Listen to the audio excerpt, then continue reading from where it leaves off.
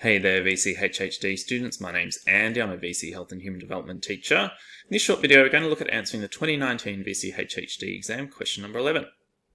Just a reminder, over at the Health Resources Hub YouTube channel, a new video like this is coming out each day between now and the HHD exam this year.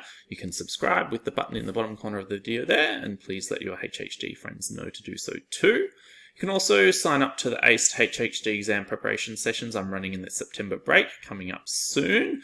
You can book a spot to those at book.acevce.com and make sure you do so soon so your notes arrive in the post before those sessions.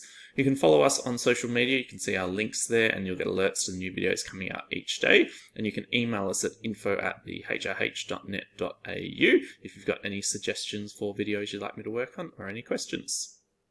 You can see here the 2019 HHD exam question 11 was worth 9 marks, and you can see there was some stimulus material at the beginning regarding climate change. And so the question was, who is at risk of climate change? And then they had some information there about everyone everywhere being at risk. And then for 6 marks, A was asking you to use the information provided above and analyse the implications of climate change for health and well-being.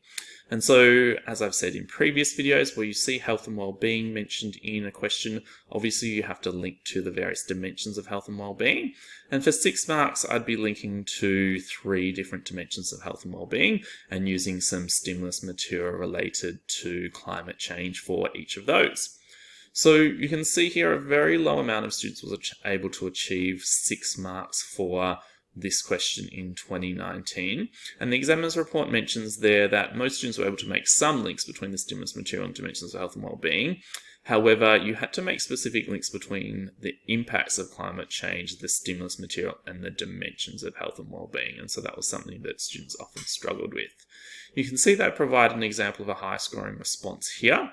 And so obviously when you covered climate change in Unit 4, you would have looked at things like rising sea levels, changing weather conditions. And so bringing up some of those, as part of your answer, was also a good idea. And so you can see here, this high scoring response starts by saying climate change might cause irregular weather events, such as a heat wave, to occur. And that might mean people are working outside, are forced to stop that work and lose income as a result. And that might lead to financial stress and anxiety. And then they put the dimension of health and well-being in brackets there, mental. They've also then mentioned extreme weather events such as hurricanes being more likely to occur, houses being destroyed, people being injured, And they've also said there if a country has a weak health system, it might mean that if people go to hospital or denied treatment and they're living with injury, and then they put the physical dimension of health and well-being there.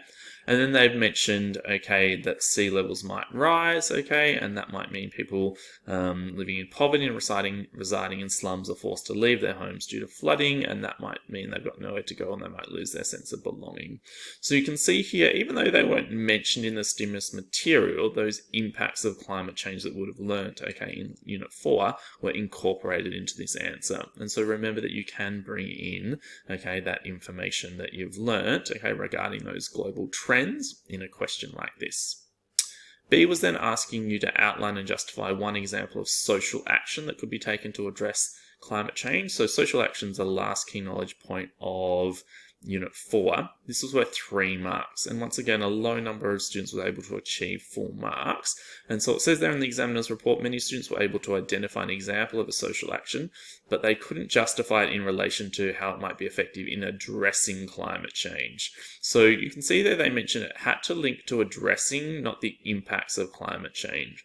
So you could have talked about a social action such as lobbying a member of parliament, to take action on climate change, which might mean that then that government, might change their policy, encouraging more people to take up the use of, say, electric vehicles, reducing, the emissions that occur through cars, so less carbon dioxide, and emissions going into the environment would then hopefully help to, reduce global warming and help to reduce the impact of climate change. So that's just one example. There's another example of a high scoring response here, which mentions something slightly different.